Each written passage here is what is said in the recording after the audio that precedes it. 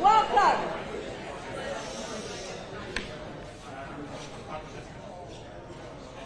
If you cannot hear me, raise your hand. Oh boy. I will try to project louder. No, this goes right to the TV. I don't think it goes to the room. Unfortunately, I've asked for a mic, but we didn't have one. Okay. My name is Gloria Hausser, and I am the council member for District 22. We have some other council members here. We have Sharon Hurt, who is at large. We have Dave Rosenburg, who's District 35. We have Courtney Johnston, who's district number I don't remember. We have Thom Druffel, who is District 23. I see Berkeley Allen out here, and I also see Solfac. Where's Larry? Where did you go? There you are, and Larry. So we have several council people that are here, because when we talk about a homeless situation, that is not a particular district situation. It's not even a Davidson County or a Tennessee or a United States.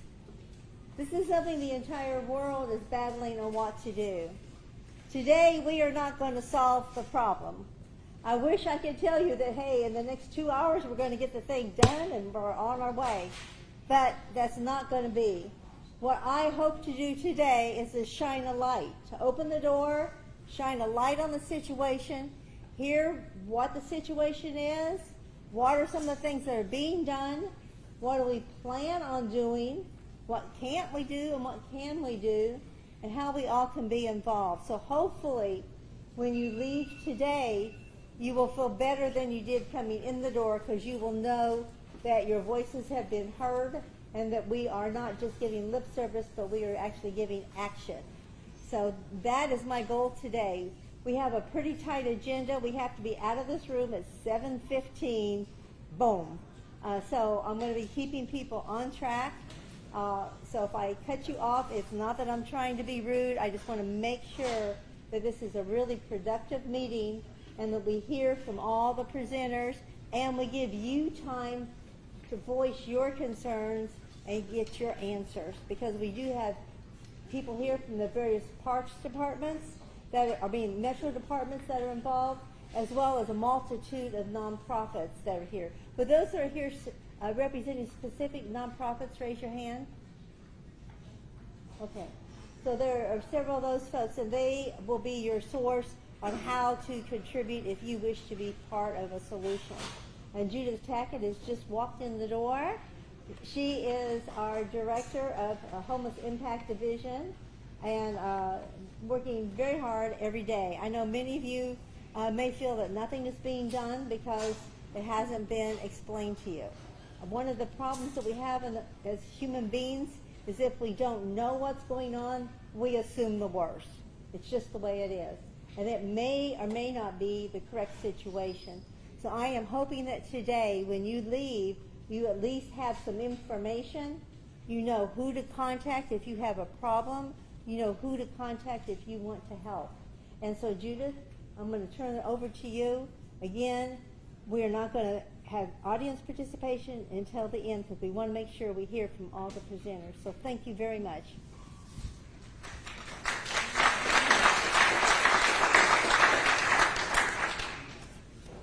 Good evening. Well, thank you so much for coming out. I'm feeling like I'm giving a speech and I'm not really prepared to do that. So I'm here to kick us off, to talk about what is going on, set the stage, and then talk specifically about Brookmeade and what Metro is doing there, and how we're moving forward together with all of you and all of us together in this.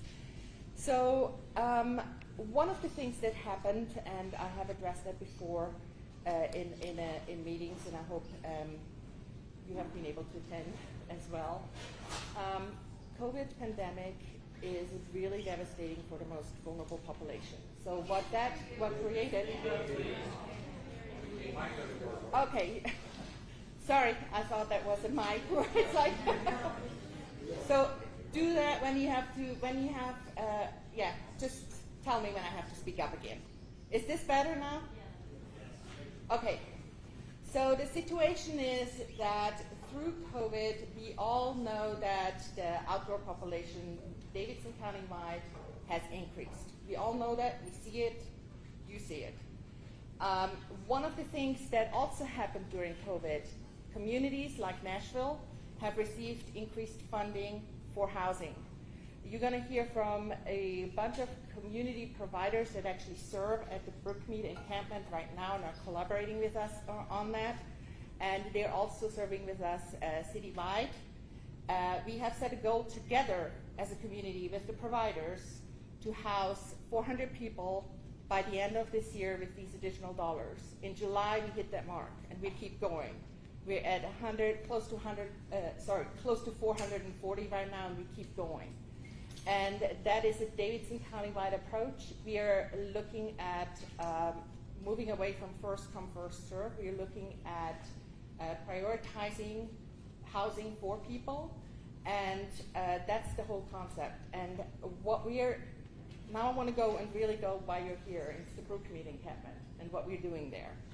So the situation last summer, last fall, was there were about 45 to 50 people in that encampment. We did the housing approach. We really got quite a group of people out of there. We were down to 30, 35. It always fluctuated at the beginning of this year. And then all of a sudden, as you know, we're right now at 75 to 80. So this is not where we want to head. This is not sustainable. This is not healthy for people there. This is not healthy for anybody. So what we have done is come together and really have now weekly meetings with community providers who are focused on who is there, who's working with whom, and we coordinate that every person has services and that work towards housing. Because that's the other thing. We really need to keep that goal in mind, and that's the housing goal. What we have done as Metro is we really also have come together. What do we need to do within Metro to work with the community and work with the providers to really look how can we actually speed up the housing process and address the public health, public safety, and the housing concern for everybody. We have a phase one approach that we're in right now. One is weekly community meetings with the providers to coordinate and plan and know people by name and have these relationships.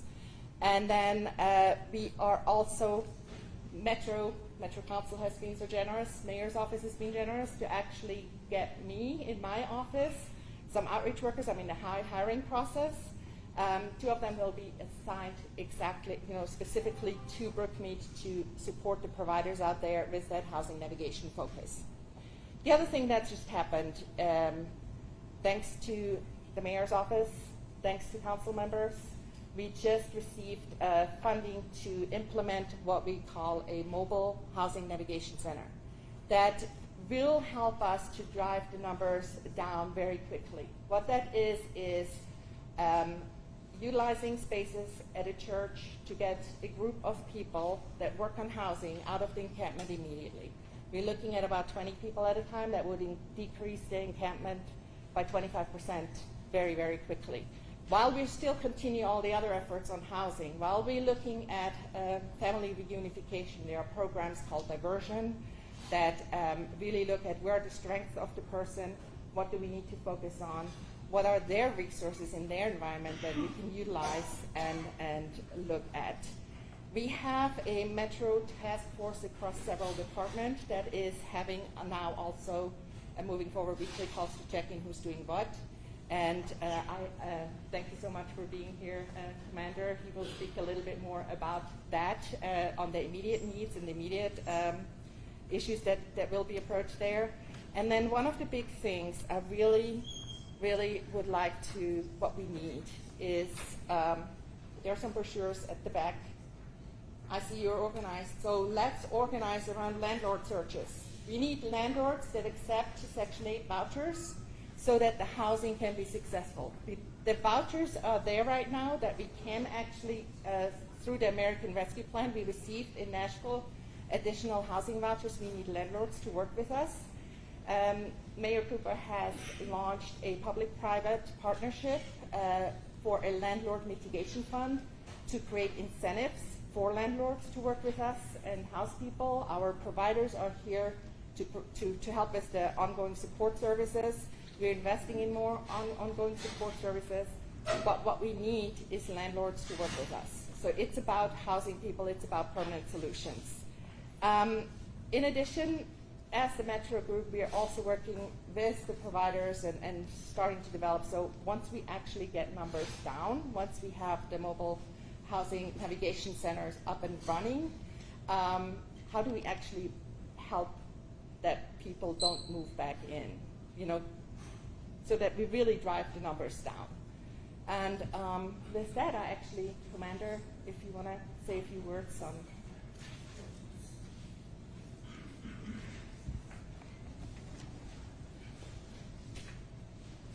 Good evening, everybody. David Corman, the West Precinct Commander. I just want to say a few things based on some meetings that we've had and trying to come up with a solution. This is a public safety and housing approach, and what we want to do is work closely with the Parks Department. Our approach needs to be humane so we can have a sustainable solution. Oftentimes people are asking why we're not arresting those that are staying in a park after hours or camping out illegally.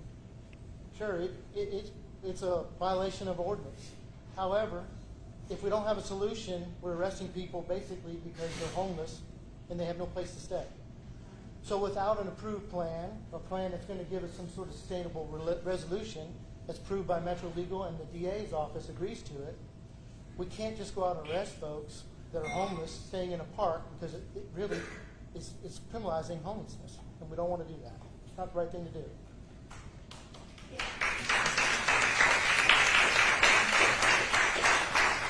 Everybody knows that our department's taken a new direction, and what we like to do is do things that we call precision policing.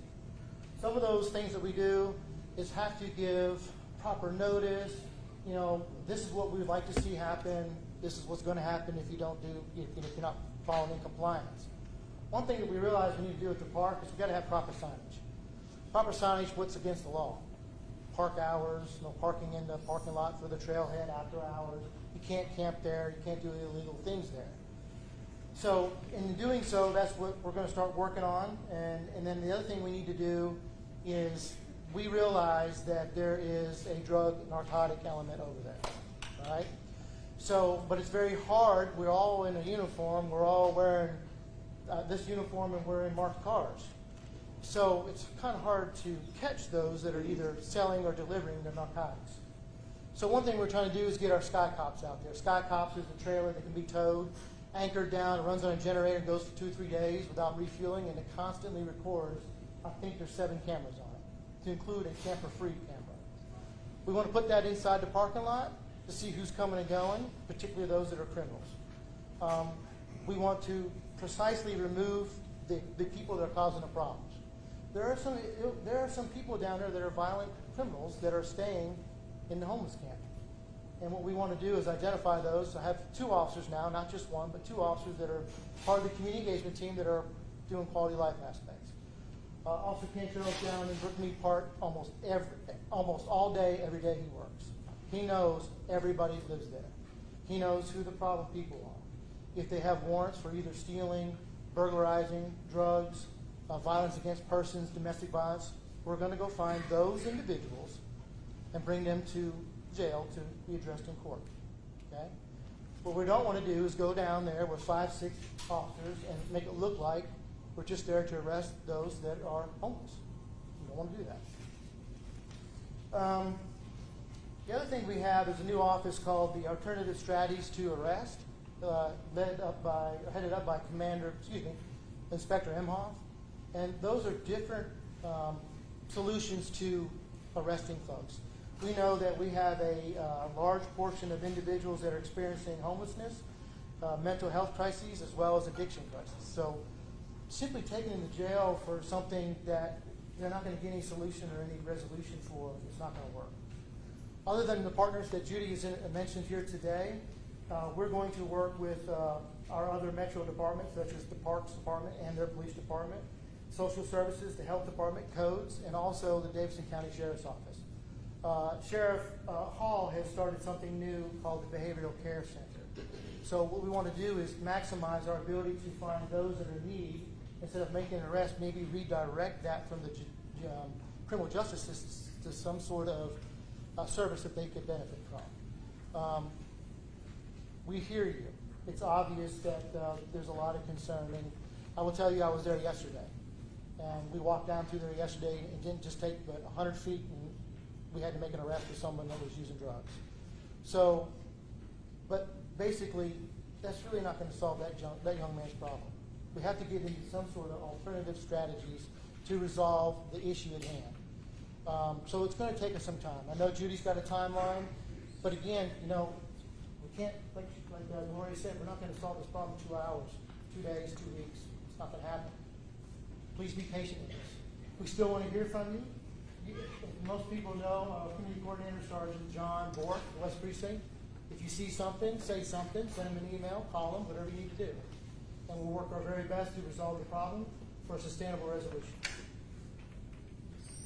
Thank you so much.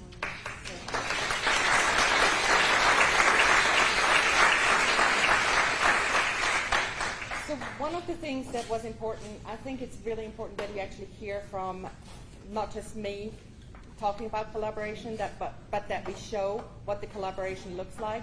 So I'm going to ask a call on a few partners to just say 2 minutes. What do you do? What do you work there? And so if Colby's Army is first, taking it first.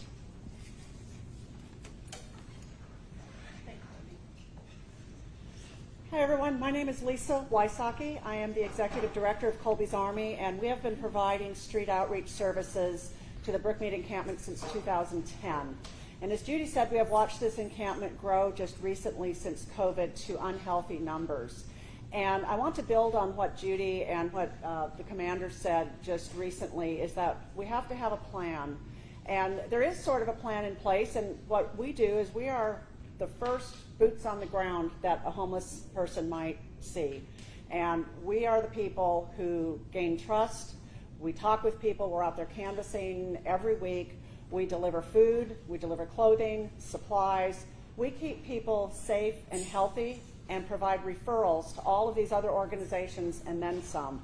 We work pretty much every day with Mental Health Co-op, the West Precinct, Shower the People, Park Center. We work with just about everybody, Open Table Nashville, and refer our homeless to physical and mental health services, to social services, and also to people who can help provide housing. There are organizations right here in this room that provide housing navigation, and it is a process. So people have to have their IDs, they have to have their documents before they can even apply for housing. And a lot of times when you're homeless, you don't have that. The Social Security office has been backed up, way backed up due to COVID, and sometimes it's been taking close to 6-8 months for somebody to get even a Social Security card.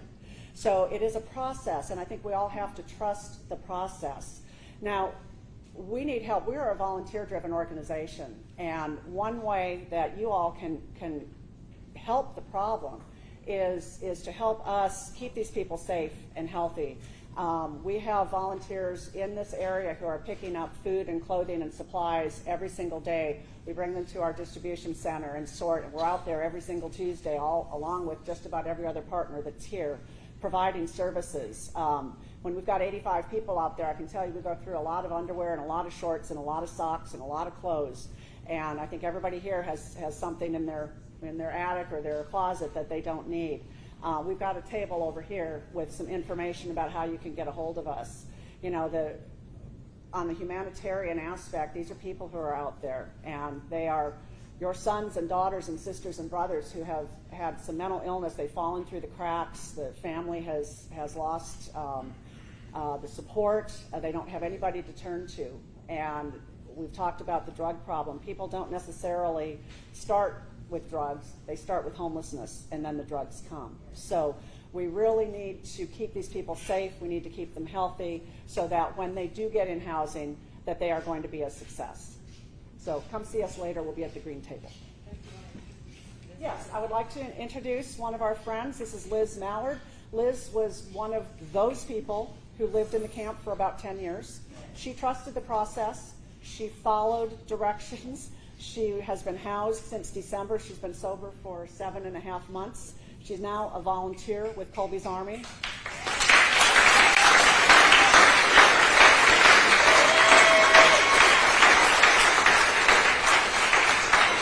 Anyway, Liz has some very important things to say. Thank you. How to bring a piece of paper? I'm nervous as I'll get out. Yes, I was out at the encampment for almost 10 years, and it's going to make me cry. These organizations helped me. I was dying out there. I had nowhere to go. I had no ID. I had nothing. Colby's Army came out. The Salvation Army showered the people, sometimes showered the people. That's the only time that I got to take a shower that week. Colby's Army came out with a change of clothes so I could change into this fresh shower, into fresh clothes. I got on my mental health medication through Mental Health Co-op. I got sober through Mental Health Co-op, seeing my therapist, getting all the help and IDs and everything, and then Tiffany Glad with Salvation Army. I'm moving into my apartment this coming week.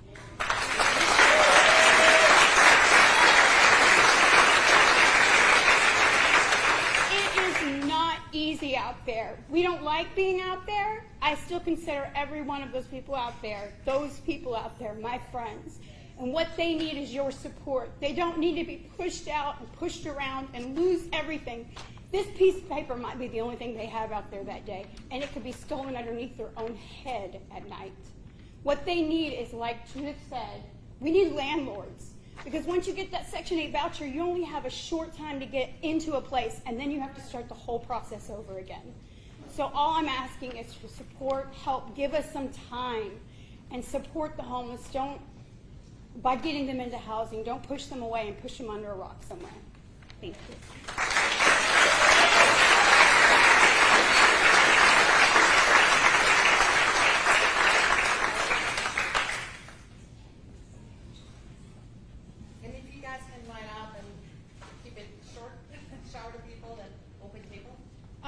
So wasn't planning on following Liz. Thank you, Liz. So I'm Meredith McLeod-Jolin. I'm the Chief Administrator with Shower the People. I am also a resident of Westmeade, so I'm kind of here for two reasons. We provide mobile showers, laundry, hygiene supplies every Tuesday night at the encampment. We also have a group that does a meal for us. Not only that, but we have done at least 5 cleanups in the past 6 months at the camp. That is kind of what we do. We'll have an information table if you guys have any questions. Short and sweet for you.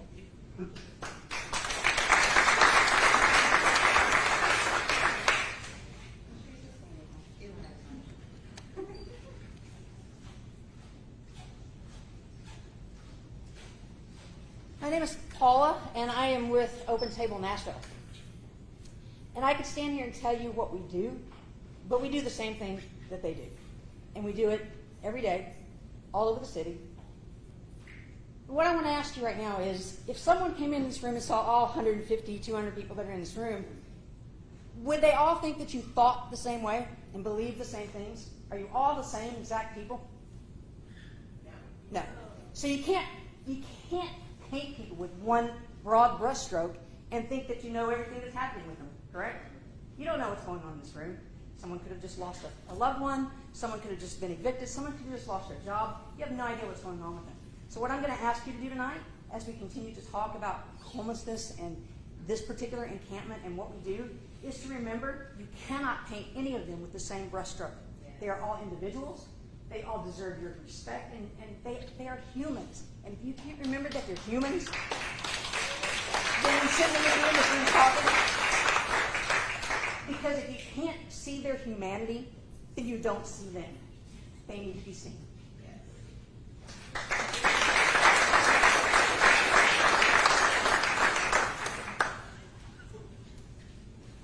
Good evening. My name is Tracy Popovich. I'm a program manager at the Mental Health Cooperative. I've been there 19 years, and I've worked with our homeless services for over 17. Like Paula, I can tell you everything we do. We do outreach services. We're out at the encampment weekly, sometimes daily, providing outreach supplies, just trying to help people survive. and find housing. We provide case management and mental health services. We work closely with our crisis psychiatric services. We partner with everybody from our outreach providers to the Homeless Impact Division to the police department, right? It takes a village, right? It takes a village of support. And you are part of that. I'm also a resident of West Nashville. I get my gas every day at Thornton's or when I need it. I shop at Lowe's for my weekend projects. I shop at the nearby Publix, and I see the same things you do when I'm going to all those places. And it's disheartening. It's also disheartening when that's what you do every single day, is try to find folks housing and support. So we do a variety of different things. There's a lot of overlap. I started this by saying that I've done this for about 17 years, and what I can tell you that is different is the collaboration and the partnerships that are in this community are like nothing I've ever seen before. Right? We're aligned, but we still need help. It can't just be the us, and it can't be us versus them. It's got to be collective. And I'm encouraged by momentum, and I'm encouraged by conversations like this that are conversations, not arguments. And so I'm going to be here afterwards. I welcome one-on-one conversation. I think we get more done that way sometimes. Educate, inform, support, and I think we can find solutions for folks that need solutions. So, thank you.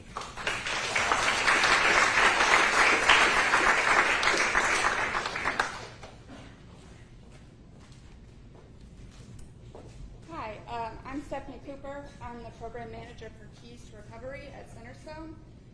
We are a SAMHSA-funded grant. We work with individuals experiencing homelessness as well as substance use, so we really kind of are out there to focus on the mental health and substance use side of things, but we do have a case manager, housing navigator, and an employment specialist as well, try to help get employment out there. I think during the COVID pandemic, we've seen overdoses, not just in this community, increase, but in the country in general. And so I think it's really important that we're out there and we're working on that kind of stuff. And I think housing is one of the biggest components to that, because it's really hard to work on mental health or substance use when you don't have a place to live. And so I think housing is the first step to that. So if you guys want to help out with that, like Judy said, the landlord thing, and then just also put pressure on council to get some affordable housing in Nashville, because that's really what we need.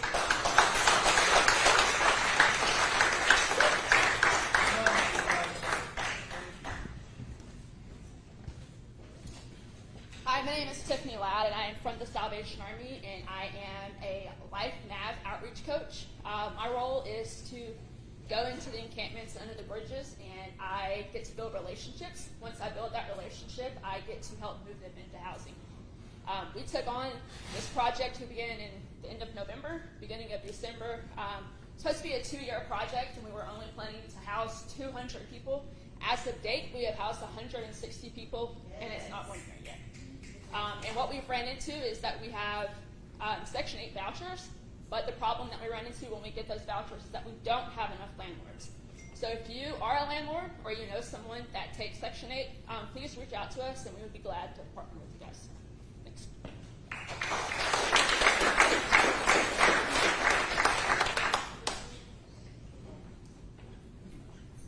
Hi, I'm Dr. Pete Cathcart. I work with Neighborhood Health, and we actually formed a street medicine program that serves the individuals out at that camp. And what we do is we basically bring primary care to them. We work closely in conjunction with all these organizations here every day. I'm out there sweating in 90-degree heat, lugging 50 pounds on my back, making sure that these individuals get what they need from a blood pressure medicine, antibiotics for skin infections, sometimes trips to the hospital. I know Officer Cantrell's helped organize numerous of those. Every day, and much like Liz's story shows and the other organizations are saying, homelessness helps. The median age of death for a homeless individual in the United States is 50 years old. So what we're doing every day might not have an impact, but it feels like it does. But getting housing does help increase that life expectancy for that person, the care they get, and their stability in life. Like Liz said, don't matter. Someone can come pull out that piece of paper you got underneath your head as you're sleeping. It's a big, big deal out there. We've made a small impact, but especially these groups over here, talk to them, learn their stories too. Thanks, guys. Be around tonight.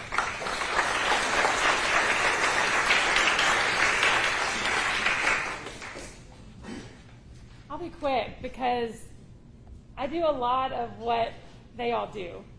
But I did want to add that we do something very special. They've talked about mental health conditions that people are experiencing. Oftentimes people don't know that someone may be eligible for disability benefits if they're unable to work because of their mental health condition. And we have multiple grants to help people get disability in 45 to 60 days. And that's one thing that we add to this community so that we can get people connected to income and insurance to get them housed. Housing is health care, right? We know this. Housing is what allows us to get well from a surgery. I mean, I've gone through surgery, and that's how I got well. Access to food and water is how I got well. That's how we all get well. And if you don't have that, then you're not going to get well. Mentally, physically, all of those, right? Can we all agree on that? So thank you all for being here, and thank you for listening to all of us. I'm going to turn it over to Alex now, who is, you want to come up here? Okay.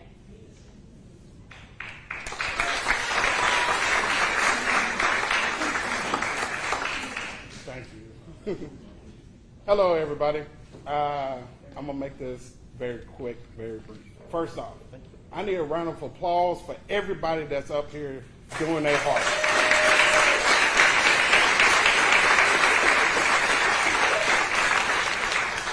Now I need a round of applause for everybody that's trying to fix this problem.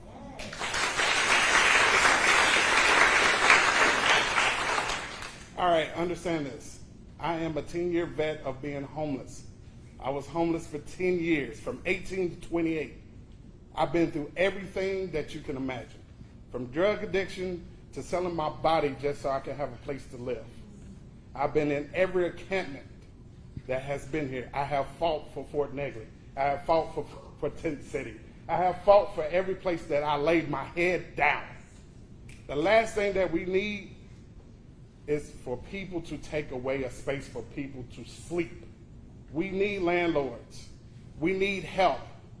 I understand you want to give donations? Cool. Don't drop them off at the camp. Drop them off at the people that actually need it so they can spread it across the city. This is a community, AKA we makes the change. We make the difference. We can help. Long there's a borderline between helping and non-helping, nothing's going to get fixed.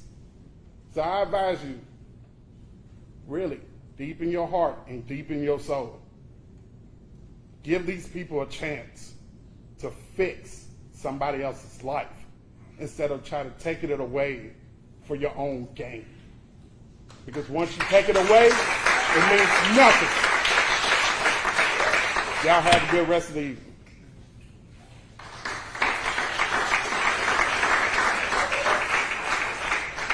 It was really important to me to demonstrate that there is more than just one organization. It's really an us to make a difference. I have asked and worked with the community providers. As I said, we have weekly check-ins to really drive this forward. I want to repeat real quickly the timeline that we have for phase 1 is 2 to 3 months. It really depends on the hiring process and getting actually that mobile housing mobile housing navigation center up and running and really make a difference, get people into a location where then all these services will continue to get people into housing and really drive those numbers down. After 2-3 months, we at Metro will really review with the providers where we are, is it working, what's not working, how do we need to adjust, and have a really comprehensive approach, housing focused, with public safety in mind, with health care in mind. That's the goal, and our ask as a community to everybody in here, here's how you can help. Pick up a brochure, talk to your churches, help us find landlords, reach out. In the brochure there are an email and a phone number where we can actually take it once you have a landlord that's interested, give them that number, give them that information. 615-800-0195 is the number to call. We're staffing that. We're there for landlords to work with them through this. The other thing is work with us on the time. Really, let's focus on getting, when you look at, the goal is the same. We want to get people into housing. We want to reclaim the park as a park. But we want to do it the right way, and we want to do it in a sustainable way. And it does take all of us. I want to thank Metro for really making $850,000 available for these new concepts to take people out of encampments very quickly, which is a life-saving measure. We're not going to do it just with Brookmeade, but Brookmeade is a focus. And one of the reasons why we have to distribute that, you don't want to do it just in one location to address homelessness, because otherwise you attract people to that location and you're actually counterproductive to what you're intending to do. So that's our approach. We're asking for your help, and I'm gonna thank you so much for hosting this. Would you kind of go over your plan again, really clear? I'm not sure that we all got exactly what you're talking about. Yes. So, and I actually am going to use my cheat sheet here, so I'm going through that. It's a phased approach. Phase 1, which we have already started, 2 to 3 months. We have weekly provider meetings where we coordinate. We are identifying people by name. We are linking people to services. We are looking what the housing plans are for people, what are their needs. And it's really with that focus to get people into housing. We're hiring at the Homeless Impact Division outreach workers for Metro to work with the West Precinct and with the community in that encampment. I'm going to designate two outreach workers in that encampment to assist nonprofits with the housing navigation focus. We are investing in a mobile housing navigation center. There are going to be at least 2 at the same time. These mobile housing navigation centers are going to be at existing buildings, at churches. 20 people at a time will be offered moving out of an encampment to a place to have all these services and the housing navigation going on there to drive the numbers down and bring some relief. We're working with Community Care Fellowship, a nonprofit, on this. They're going to be the main provider. They're partnering with all the community providers as well, but they're going to be the main staffing for these mobile housing navigation center. We at Metro are working closely with them. It's funded through Metro. We are working as a Metro team. We have a task force in place, working as a team on immediate public safety issues. Any of the concerns that he brought up, that's what Commander Corman talked about. That's also happening at the same time. We are looking at what diversion is. It's not just about, as I said, we need the landlords. I'm never going to say don't. We need the landlords, but it's also about looking where are people's strengths. Are there reunification? Is there mediation that needs to be going on to family reunification, or have other solutions as well where people can go? People need a place to go if we want to have permanent solutions. And then landlord search, can't stress it enough. We have a landlord risk mitigation fund that Mayor Cooper announced in May. That is up and running. It provides, we have a rent bridge in there. If somebody were to leave, we're going to make sure that landlords don't lose rent during that time, and we can utilize these housing again. If there's additional damage, there's always this fear about that. I can tell you, there's usually not more damage than any other renter would have. Landlords are usually not touching that money, but to have it there is an incentive. And the other thing we're working on and have already secured is some funding also through federal grants, that came down through the American Rescue Plan, some sign-up bonuses for landlords that accept some vouchers. So we are in the process of implementing that as well. And then we're, as the Metro Task Force, really looking, reaching out to the community providers and together develop a plan. How do we keep people from moving back in, so that as we house people, we're really in that park getting to a point to move people into housing permanently and not attracting new people in. And so that's kind of what we do. And then phase 2 is continue that, but really we gonna see what needs to happen at that point to where we are. Revisit with everybody, is it working? Is it not working? And that's kind of where we then really I think at that point we probably will want to have another messaging with all of you. One of the things I'm looking forward is really feedback, ideas, suggestions. How can you help? I really think, and one thing that Alex said I want to stress, if you donate, don't donate directly, donate through a nonprofit. A lot of the trash complaints that actually you have are from donations that are dropped off that cannot be used. That's a huge contributor to the issue. So that's about something else. Judith, ask you a question. When we're talking about housing, I know that you have. Why don't you come up here so everybody can hear you? We're talking about the rapid rehousing. Can you hear me? Okay. The rapid rehousing, where we're putting people in extended stay hotels in different areas. I'm hearing stories, and I want to know, do we have the wraparound treatment for them, mental health, addiction, when we're putting them in these hotels? Is it successful, or are we just moving mentally ill and addicted people into a place without support? We're not putting people in places without support. The rapid rehousing assistance pays, every person is housed in a place with a 1-year lease. So that, and with the support services that come with it. And Tiffany with the Salvation Army has talked about that. So one of the things is there is 1 year, up to 1 year, it's actually been extended, it can be a little longer, rent support for people. And during that year, that gives the support service provider the time to really look at what does the person need to be to make it sustainable. One of some people will need ongoing supports even after these dollars run out, and that's kind of where the American Rescue Plan kicked in and gave more housing vouchers, permanent supportive housing. So we're using rapid rehousing as the quick entry point, getting people off the streets, getting them the intensive support they need with the wraparound services, and then as they need more support, you actually get people with vouchers, link them with vouchers. The same. It's not a continuum. It can also be, I don't want to be using also vouchers, right, to get people out of an encampment and into housing. And right now we have the need to identify 500 landlords to work with us, because we have vouchers right now to get people into housing. But the support services, housing first is no housing only. It's the wraparound service and support services here. Can you speak to us about any plans that Metro has to build affordable housing? Yes,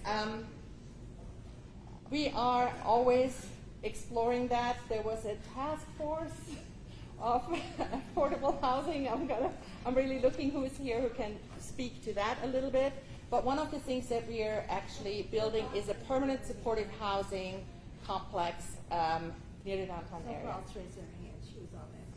Okay, perfect. I was like, where? Yeah. Hi everyone. I'm Thom Druffel, I'm the principal at large, but I'm also the chair of the Metro Affordable Housing. In terms of what is being done for affordable housing, we have housing shortage. There's a lot that needs to be done. We know that. The mayor had a task force put together that with myself, Councilmember Adam, and several people in the community, because housing solution is not just going to be government, it's going to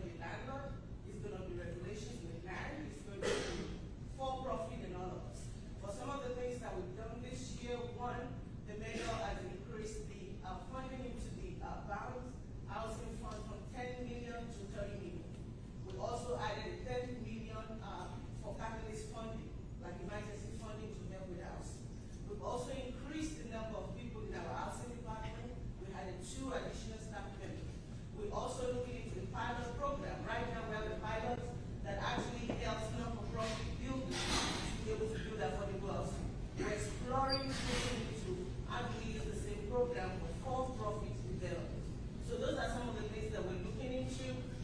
But like it's said, being able to accept vouchers, being able to be to find laws that allow us to work with developers. That's a major thing too, and that's an area that we need help with, because this is one that every time we try to do something, the state stops us from doing it, and we cannot say that enough. So we're going to need your help in terms of getting the state to support some of the measures that we have. We're going to need help with landlords accepting vouchers.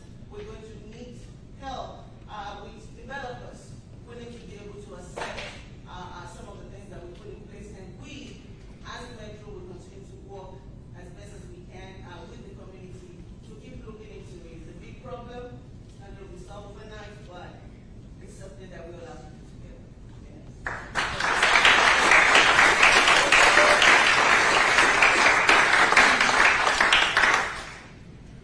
Can you address the certain amounts of money this last year because of COVID, which is wonderful, but that's like a one-time shock.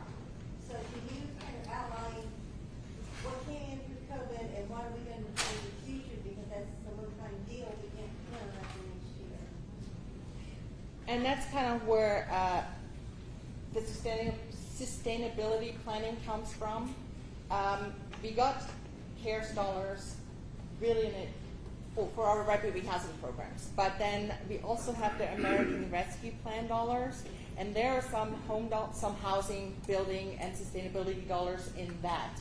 That also is their additional vouchers. Those are ongoing. When we invest those dollars, they will actually ongo. So we're looking how we link these programs together.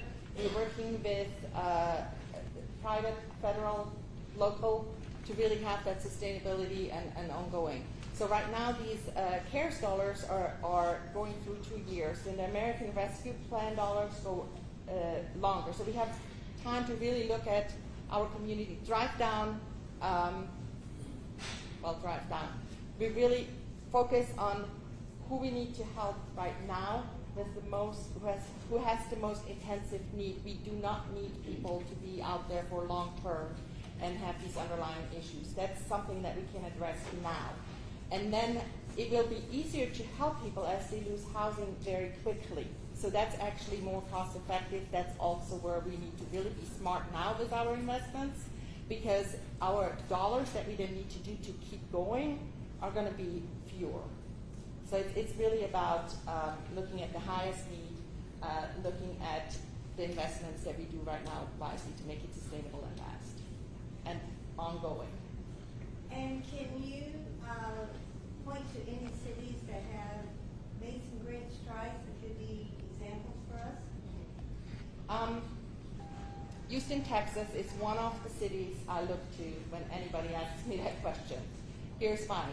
They have early on, so between about 2013 and 2018, they reduced their outdoor and literal homelessness, so people in shelters and not living outdoors, from about, now I'm blanking. They had this huge number, I think 8,000 or something, don't hold me to it, to about 3,000. So they really were one of the cities that drove down that chronic homelessness. And how did they do it? They focused on housing, they focused on the sustainability, they focused on whatever I've just been talking about. They focused on prioritizing, they focused on working with the nonprofits to collaborate, they focused on data collection to make sure there is unduplicative, that we can not provide these duplicative services, that we can cut down on that. We have done a lot of investment over the last 3 years in Nashville on that front. There's something called a homeless management information system. The council members have heard me talk about that for 3 years, and we're at the point where it's actually becoming functional for our community, where our providers are using it. It is a tool to really have a data-driven approach to see where we make the investments, to see where the gaps are in where we need more funding, and we're really at that point where it is very important in everything we're doing right now. We're using it, all of us, to really drive down. And the other thing it does, it's really helping people to get to services, access to services quicker. And that's kind of the approach. Houston also has a 65 million plan. I think it's a 3-year plan to house 5,000 people with all these homes. That's just to give you an idea of what it costs. The other thing you need to understand about homelessness, people will lose their housing. I believe ending homelessness is possible, but what that means is people, we cannot control as providers, as the community, who's losing housing or not. There are gaps in so many systems. There are healthcare gaps. There are, when somebody is out of employment for a time, I mean, you know it. We cannot control when people fall into homelessness. What we can do is have the system in place to catch people quickly and help them move out of homelessness. I do believe we can end chronic homelessness. Chronic homelessness is defined as long-term homelessness, somebody with a disabling condition who has experienced homelessness for a year, and there's some other definitions in that. There's no reason that in this country we have anybody be on the streets for a year longer. But what we do, and we've heard from them, we have people that are here for 10 years. That is on all of us as a community. And I just want to stress, it's really systems failures, and it takes time for us to work together and fix this. Judith, can I say something? I want to say something to the community, and this is something that y'all might not know. Yes, everyone needs treatment that's on the streets. Understand? Everyone deals with some type of addiction or some type of mental health. Here's how to help fix that. Rent out a couple storage units. Allow them to place their stuff somewhere safe, because that's all that they have. That's all that they accumulate. If you want them to go to treatment and work with these fine people that's coming in there every single day, trying to get them off the streets, they need somewhere where they can put their stuff safely. Because it can go up in fire, it can be stolen, it can be bulldozed over, or it can just simply be molded and disgusting, and it's not worth saving. I came on the streets with nothing but a backpack and literally a lunch. That's it. When I was fresh 18. Everything I accumulated over 10 years have been stolen, have been burnt, have been taken, and have been corrupted when I had to check myself into rehab multiple times, when I checked myself into mental health places multiple times. All my stuff has been taken. You gotta understand, it's like somebody walking into your house and taking your prized possession. It's just like that. Everything that they get is their prized possession. They understand what it means to wake up every day and appreciate what it means to be a person, to understand value. So I need y'all as a community. There's a couple storage units that y'all can come on, that y'all can buy. Help them store their stuff while they get help. So once they come back, they can get their stuff. And guess what? You don't have to worry about finding drug dealers. You don't have to worry about people constantly in the park scaring children or any fear that y'all have like that. Y'all don't have to have that problem if you help us accomplish our mission. But getting storage units is the first step to correct this problem. And yes, it is a problem. Somebody like me, 10 years on the street, should never happen. But guess what? I'm happy it did. 5 years in my 5 years in my own place. Cleanliness is us.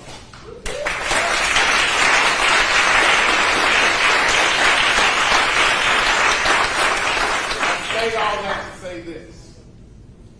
If you truly want to help, step up to the plate. Don't be saying it to the neighbor. Don't be whispering behind people's back. Don't be looking the other direction. Because you never know. One conversation can and change that whole person's life. A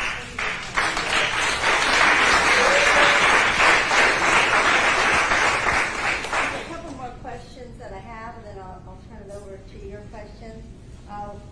One of the things, when we talk about needing more landlords to take the Section 8 vouchers, when we talk about needing more landlords, what kind of services are there to help the landlords? And the reason I say that is if you're taking in a higher risk population into your properties and they have a need, landlords need to know, who do I reach out to? How do I get help for this tenant?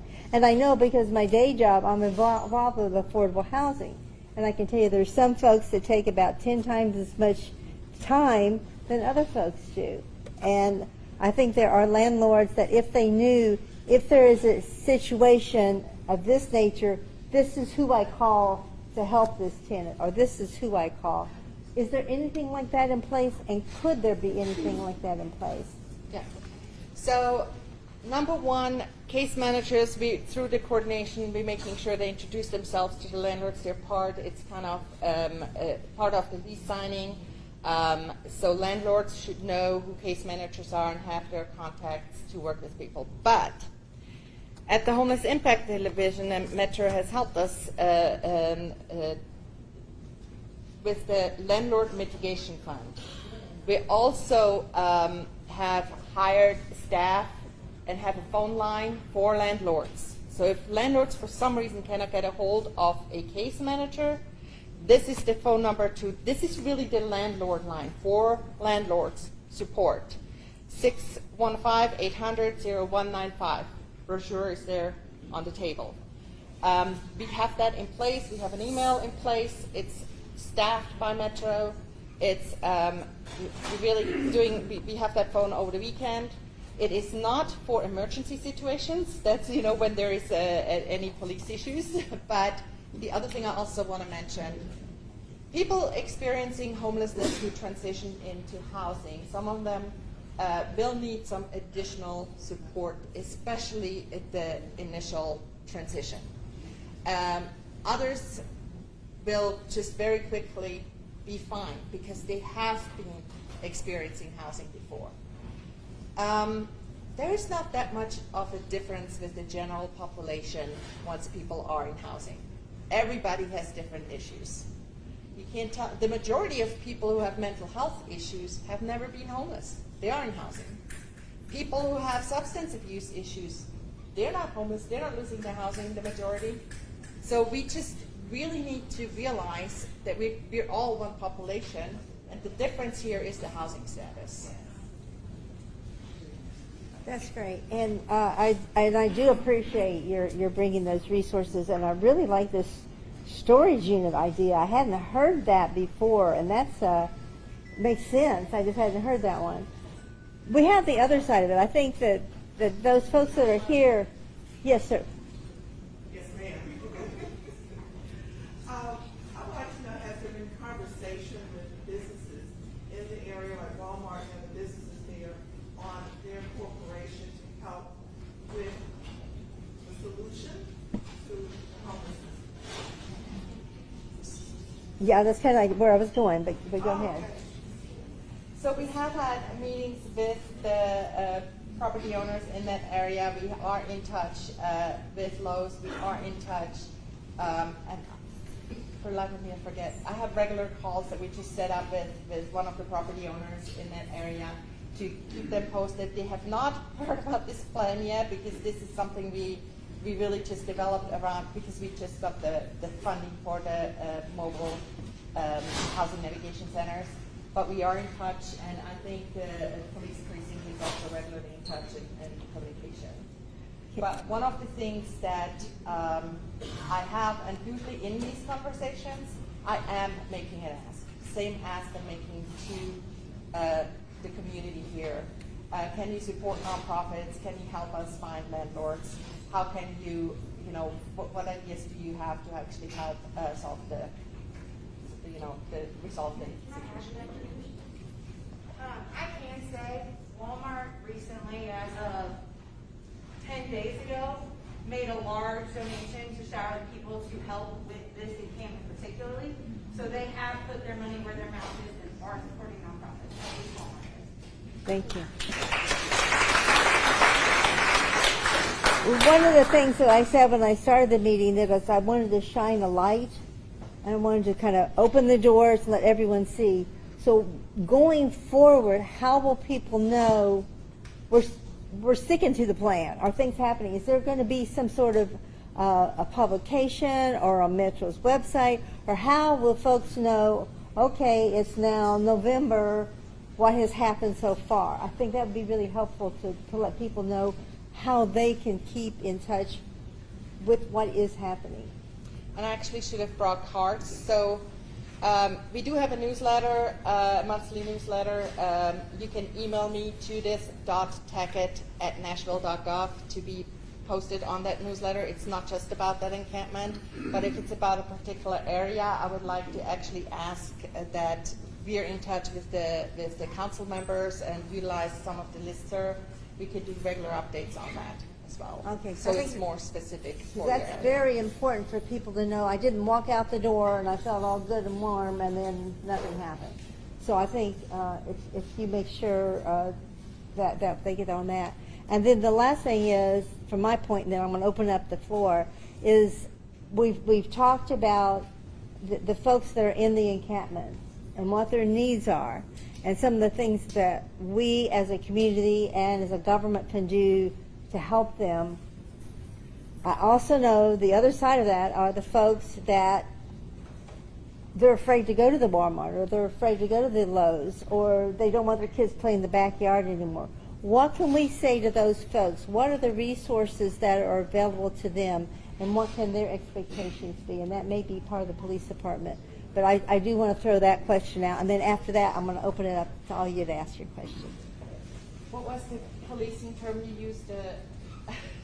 Your target, I don't know.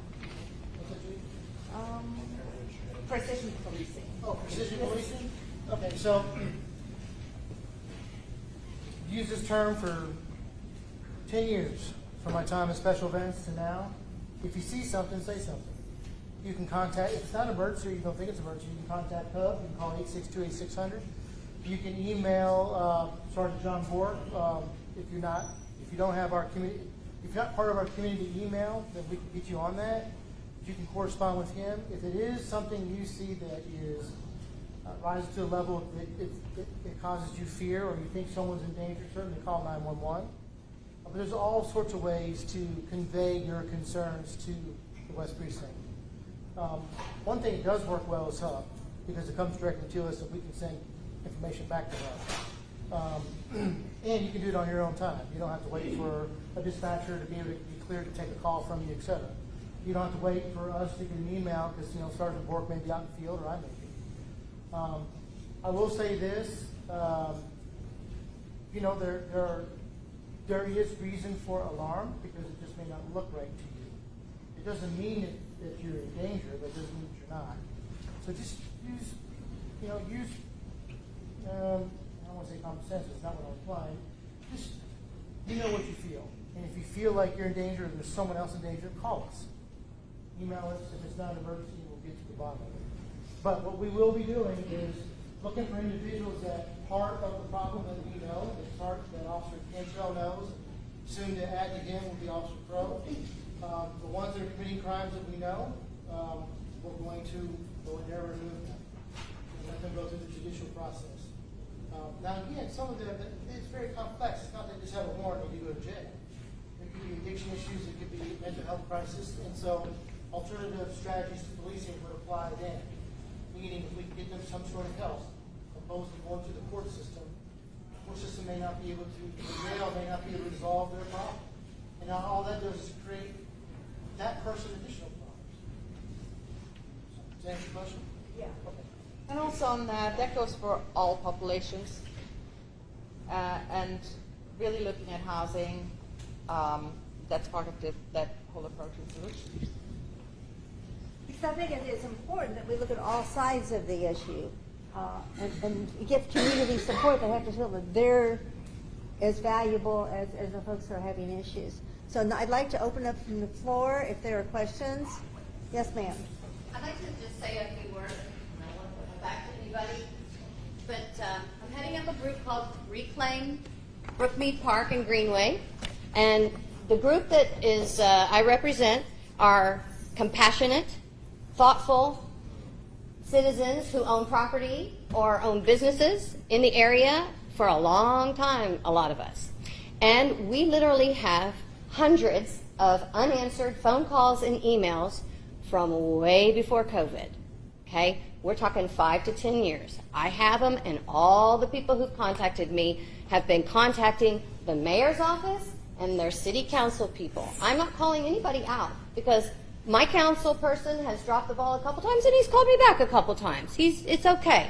But the mayor's office really needs to get on the ball with this because that's where we're hearing they are not replying to us. The COC is great. Judy is a super great gal.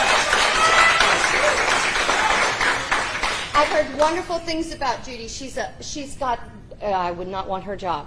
And the folks down here are doing a great job. We have no beef with the police. We love the police, okay? It's not about that. We have 2 things we want. We want our beautiful park and greenway back, and we want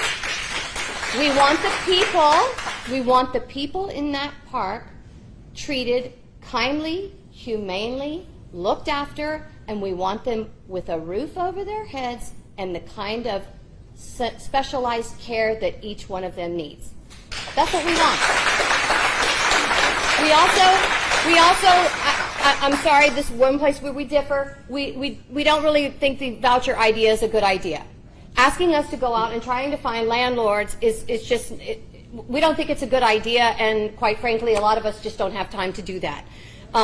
We're wondering, well, some of us work, a lot and can't go knock on doors of landlords.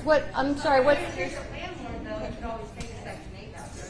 Yeah, but my understanding is most of the landlords will laugh in your face if you offer them a Section 8 voucher. That's what I've heard. I don't need you to recruit the landlords. I need you to talk to your community, your church, invite us to come to speak to them and think up. Okay, so networking. Right, okay, so I'll give you that one, and we'll do that. But what about identifying properties and land around the city that the city already owns? There's one. There's one.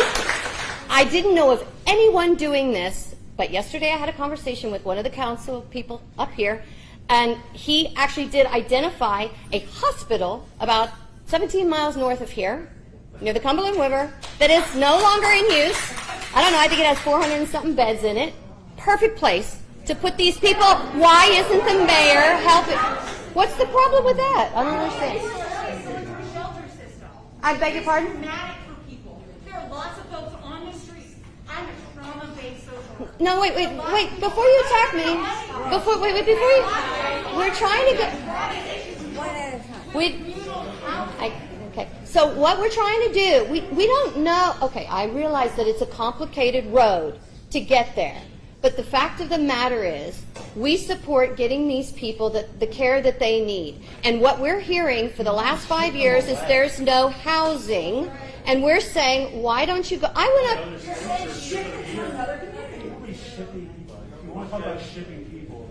Okay, I just want to say one last thing. There's a property just north of here. It was an old prison, and this is important. It's land now. You know what? It's land. It's not a prison anymore. Okay, they cleared it off.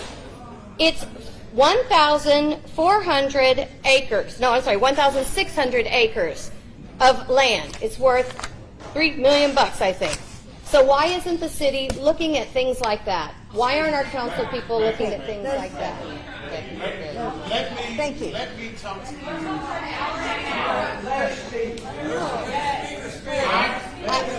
Understand, I'm going to answer her. Since I'm not a part of the government at all, I don't care. Understand this. I do. I get what you're saying. There's hospitals, there's jailhouses. There's plenty empty abandoned buildings. We get all that. We want to use them.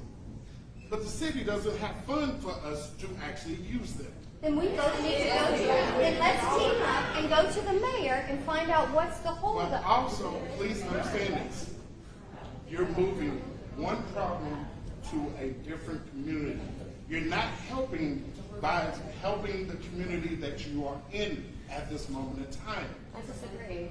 I understand that. I'm talking about getting them the health and care that they need, and they're not happy there. But They're we being need- abused. There are women being abused there. There are drug addicts there, probably with recovering drug addicts there. That makes life a little bit. But that's also happening in every single home, But it doesn't- almost every single day too. But it So what doesn't- excuse is that? But it There's doesn't no make excuse in that because the same thing that you're talking about that's on the streets are happening in people's homes every single day.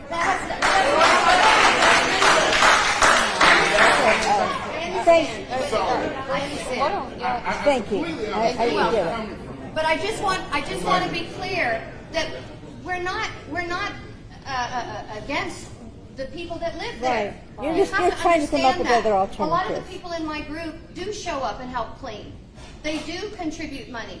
And if the city would formulate a decent plan and communicate with us and be transparent and live stream the meetings, which they don't do anymore, and let the public speak at the meetings, which they don't do anymore, then maybe you would get a lot more cooperation from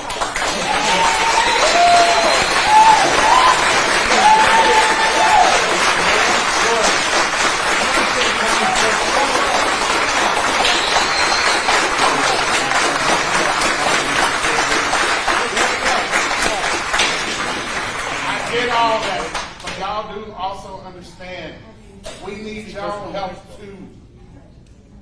That's the part of people that's missing. No matter how much we are doing, We are helping. if we're not federally backing, got federal money backing us, we can't do it. Where's the mayor? Where's the mayor? Exactly. And you know what? And you know what? Why am I identifying properties that we can build on? Because you want to do it. You want to do it. What we're doing is trying to figure out places where they won't be correct. Listen. Becky. Becky. You talk about There's not affordable housing in West Meade. That is a good You should point. find places outside of West Meade that is affordable. Okay, so do you really want to if you was homeless, would you want to walk back into a jailhouse just somewhere to live? Y'all are for it. I'm out. Listen, hey, everybody, listen. I think I'm louder than you. Hey, so, listen. Okay, let's calm this down, okay? Just give me 2 seconds. Can I have everybody's attention? Can we calm down, please? Please? Listen.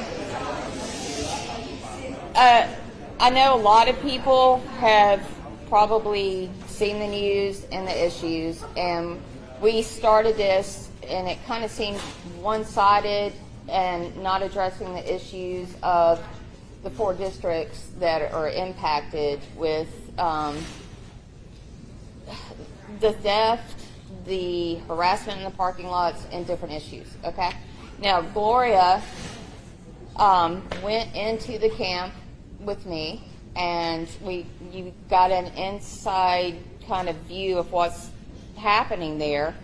And I have to say, again, I felt angry, like a lot of people here, because I felt like I couldn't go shop there. I couldn't get out of my car. I wouldn't let my child go by herself.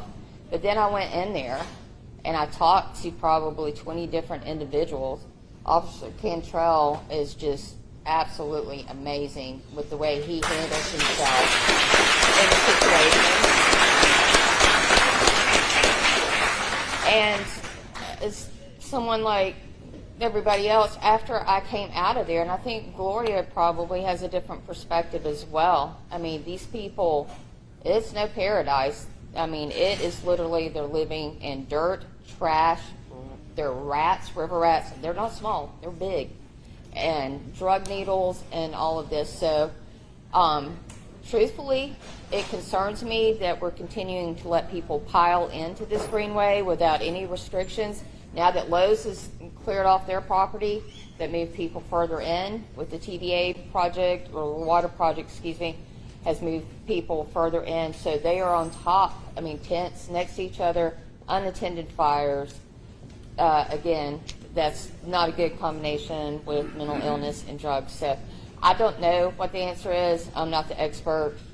Here's your expert. So you tell us how we get the people out of the situation. But I just want people to realize it's not about anger or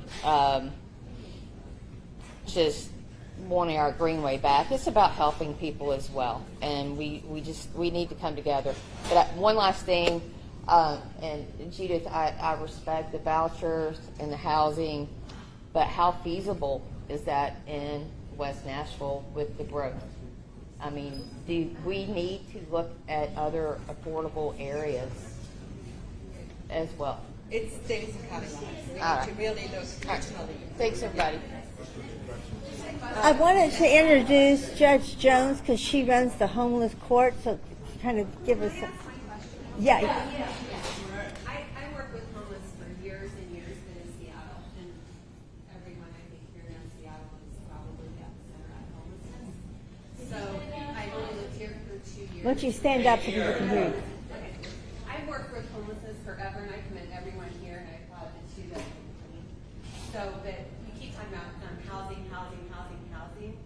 Well, statistics, I mean, I've been schooled in counseling, I mean, everything. Statistics are huge. They don't want housing. I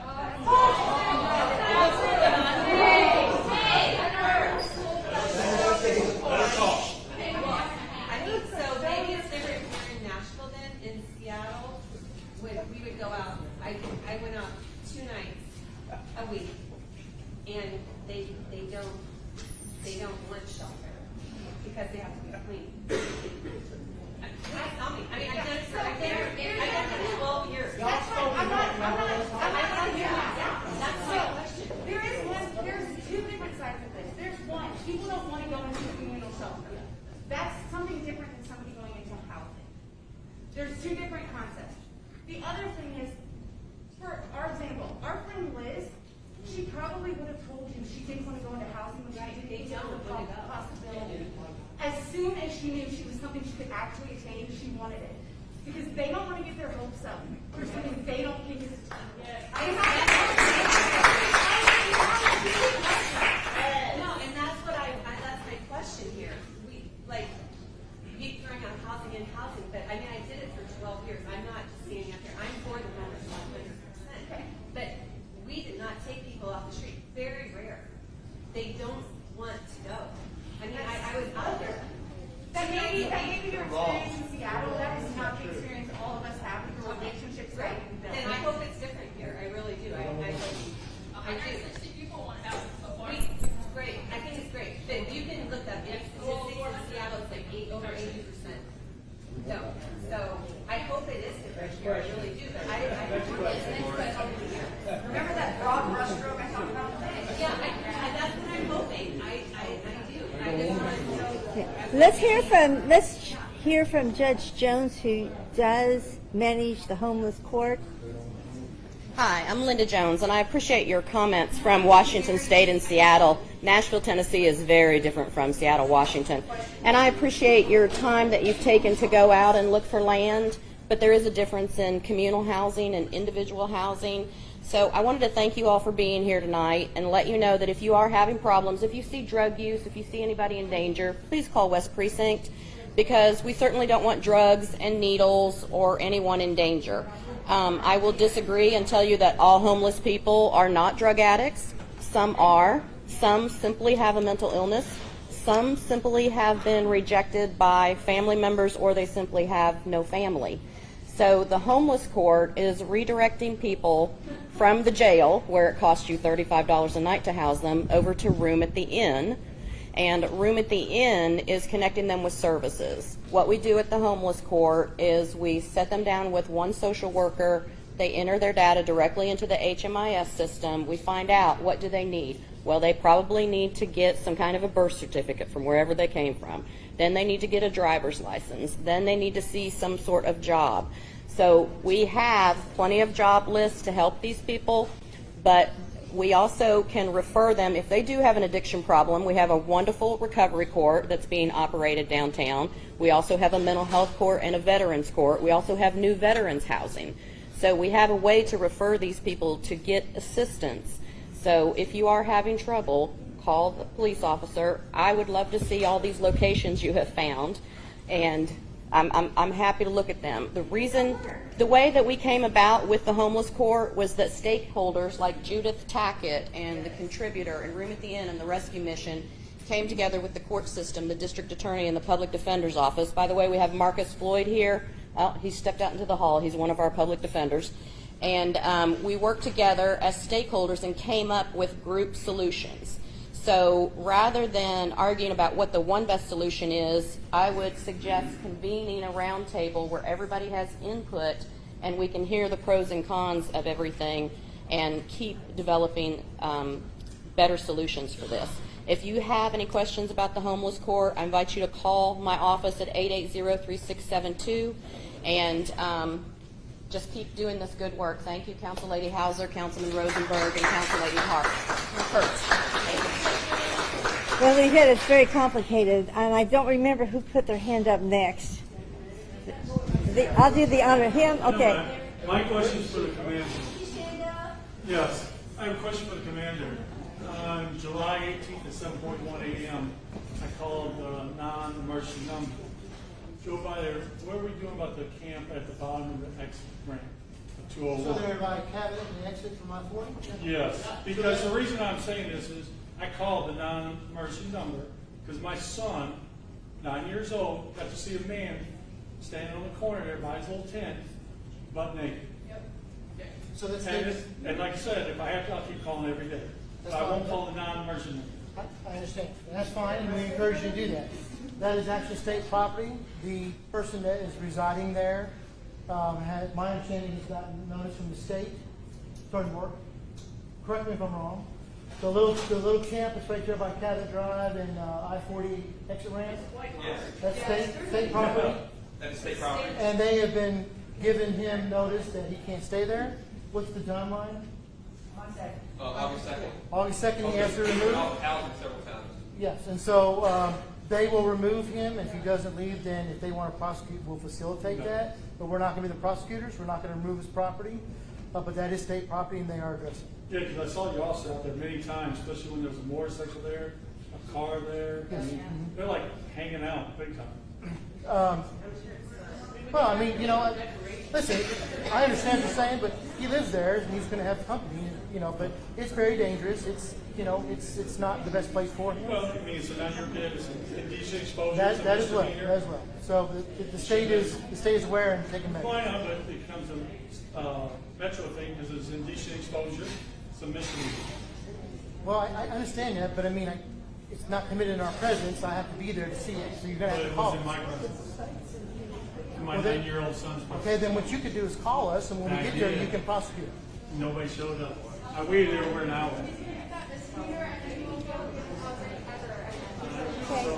The woman in the back in the black shirt, stand up. Now he's going to live with that for a while. Okay, let's listen to this lady. I do applaud the groups that are helping. I know going to the West Nashville Church that's right there in the intersection, the pastor that used to be there talked to some of the homeless, and they said they make more there collecting in a day than they would in the job, so they weren't going to make change. But my question is, with all the people that you're taking out and helping, say it's 20%, what's stopping the next 20% to move in that we end up someday having a greenway? What's to stop that? Because as soon as you take 20 out, we're seeing 20 move back in. That's kind of why we have the task force and conversations to come up with that plan. What do we do? First, we need to really reduce the numbers. Then we need to be very intentional on how the entire area is managed, how we actually work with people. That's our intention, to really come up with a specific plan on that. I do also welcome ideas on that. We have that Metro Task Force and the collective that we're collaborative effort with the providers. So what we've done in another encampment is really work with the people that were remaining there and had housing plans. The housing hasn't come to fruition yet, and they help monitoring that as well. There's a lot of messaging from the providers and from the residents that are then still remaining there to let others know you have to move on. And that's kind of where also the conversation with police partnership comes on, to just be present and be that in that area. If we clean it out and then find them places, like we give them a place to temporarily stay until they get their own housing. They're in a communal group now, so you give them a communal place to live, and you move them out as you find housing. At least you're not moving more in. Now we've cleaned it up. And that's kind of that approach that we're doing, but we need to do it in small groups to make it effective. One other thing I need to say, I really appreciate everybody who applauds me and praises my work. I couldn't do this if it wasn't for this mayor supporting my work. So I really want to be very, very upfront. The fellow in the gray has had his hand up for a while. I have a question for all council members. I know everybody's doing a great job, all organizations. Why can't the council bring up, bid it out or something, have contractors clean up the trash, and in the meanwhile, everybody's getting housing? The council can find money for everything else, we keep throwing money at this, throw money at that. Nothing's getting done, the trash is building up. I understand it takes time to get them in housing. Why can't the council bring that up on the floor to try to get the trash at least picked up, not just in Brookmeade, all over Nashville at all? I agree, wholeheartedly. Somebody answer that.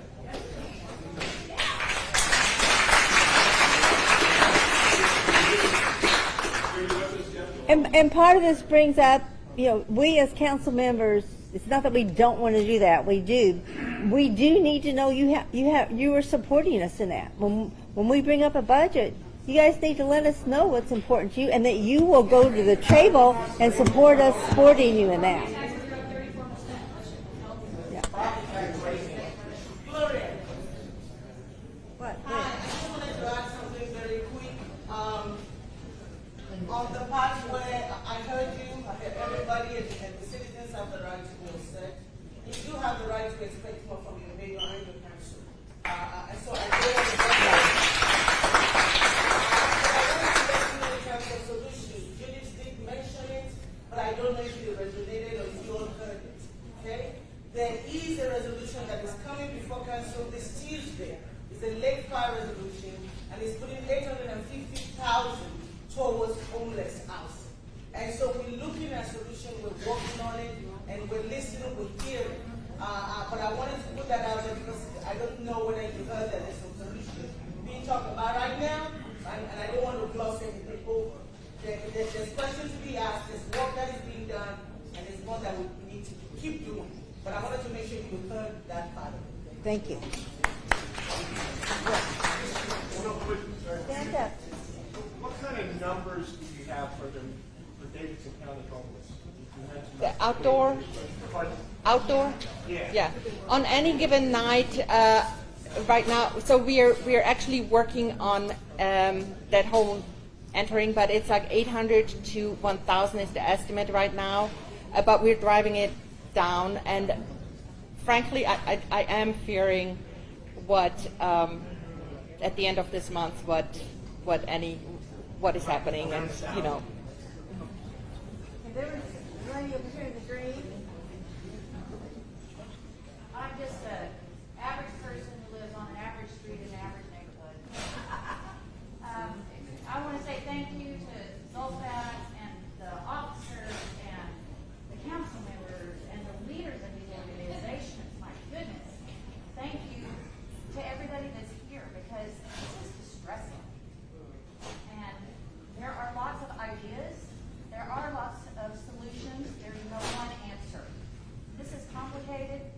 It's gone on for a long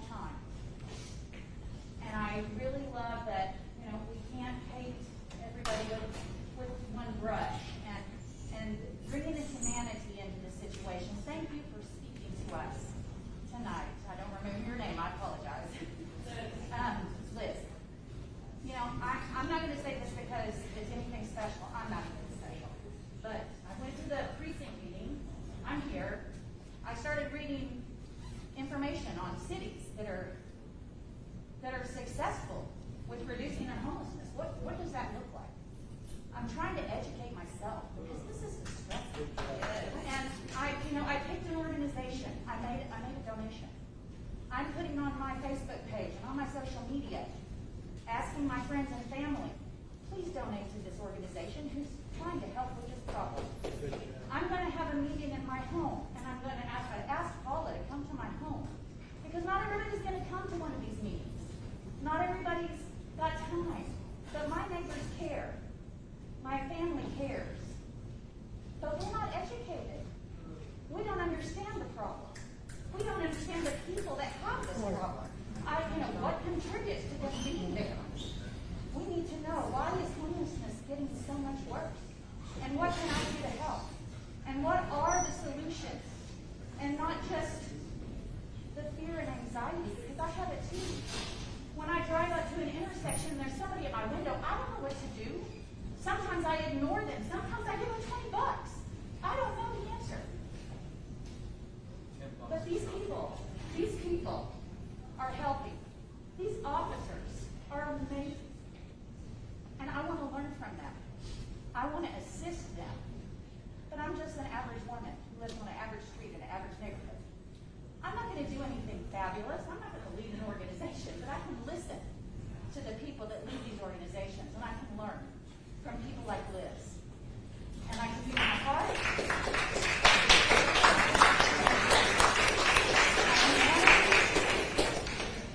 And whether the solutions sound great or not, we need to listen to all of the ideas. But there is a lot of anger, there's a lot of fear, there's a lot of concern. But look at us, we can come together.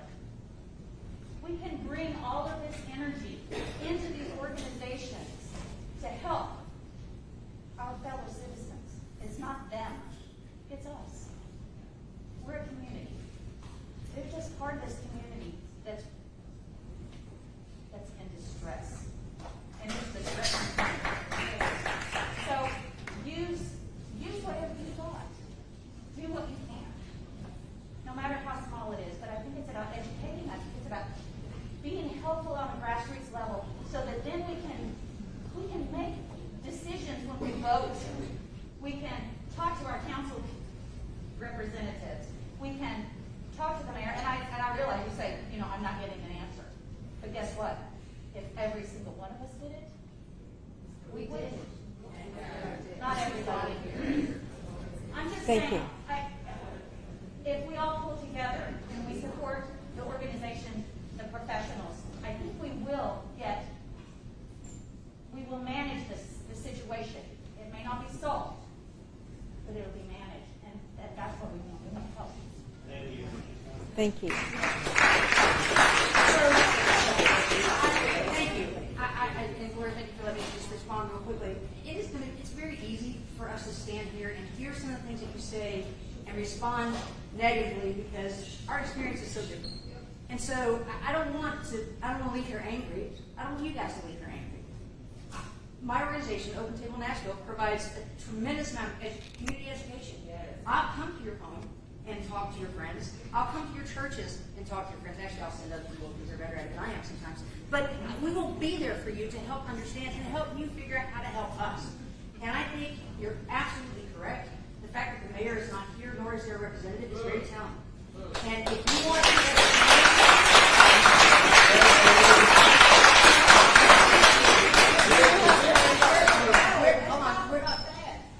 we're not always good, but we're not always on the same page with the way that we think, and that's okay. We can agree to disagree, and we can do it without hating each other. Sometimes it doesn't feel that way, but I think we can. So let us help you understand the folks that you're seeing out who are naked on the side of the road.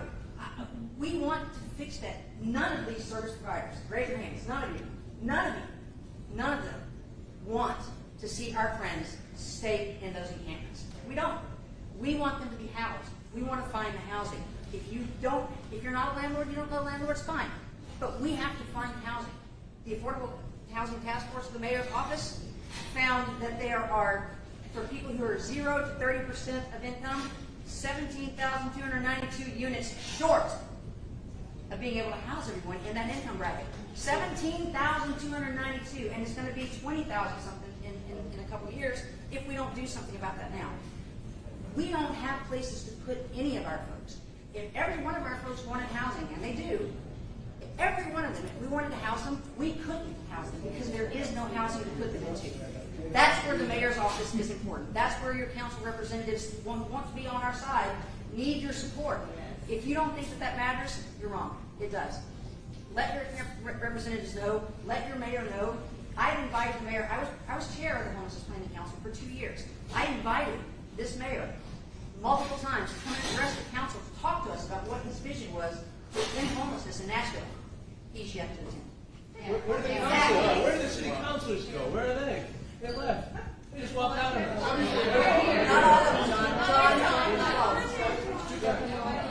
Well, no, we used to have several Metro. Yeah, there are several Metro Council people that are still here. And as I said at the beginning, we weren't going to solve it tonight. We know that. I wanted to make sure there was a forum to hear and to learn. I'm hoping there will be several more follow-up sessions after this.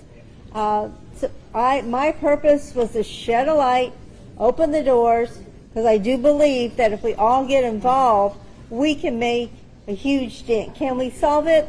We aren't going to solve it, but we can certainly make it a much smaller impact on all of our lives. And I think I see one more hand, and then we're going to have to clear the room. Okay. Yes. Stand up if you want to speak. Yes, you. Blue shirt. I apologize, I may have missed some of the presentations and all the agencies that spoke with it. Are there any milestones? I mean, is this kind of an open-ended problem that it's just going to potentially keep going on? Or are we going to see some milestones to track progress? I know we have this website plan, but is that it? The biggest milestone we have just succeeded and that we set to house 400 people by the end of December. In July we reached that, and the numbers are going up for people are moving into housing. And we need to continue that trend. So yes, we're looking at milestone. We're also, so I'm helping to staff the Homelessness Planning Council. I need to correct, he has addressed the Homelessness Planning Council at the beginning, that Mayor Cooper was there, and he is supportive of the work that we're doing. He's really very much focused on milestones and working with us on that as well. We have 2 more questions, and then we're going to have to start clearing the room. I just want to ask, is there anything being done to discourage people from asking for money? I know Clarksville's doing it, and Bowling Green, they're putting up signs at the intersections that say, please, donate responsibly. Clarksville can talk about having a little QR code, whatever it's called, so you can donate then instead of hanging a person. I think I'm here because I'm fed up with the trash all along the I-40 corridor. I don't know if that's where some of y'all are feeling. And there's no excuse that these people are allowed to stand and leave their stuff every night. This intersection right here is building up, and there's probably some kind of person that picks it up and takes it away, but it's unacceptable that the trash is being allowed to be left by people. So is there anything being done, signage or anything, to discourage people and encourage us to not? I know that's sometimes the best way, but it's also enabling, in my opinion. And one of the things, especially, it's interesting that Brookmeade Park has signs up to donate to not donate, leave donations to drop off. And then we also. The one by Walmart's been covered up with black trash. Where's the one on Cabot? I don't know every single, but one of the things is that is part of the messaging that we are having. Donate, work with, and work through nonprofits. I will not tell people whether they should hand somebody $2 or not. That's everybody's own decision. But we do definitely encourage any donation. That's the messaging we have everywhere. It's like, and we need to continue, and if we can actually help with that as well. Donate and work through. Where is that on? Is that on the city? Is that on the state? Because it's along I-40. Whose job is it to maintain the trash? It depends on the property. Yeah, it can be state. If it's highway, it's state. If it's interstate, it's state. All of the intersections, was that state? Yeah. We had one more lady here in the map. Thank you all so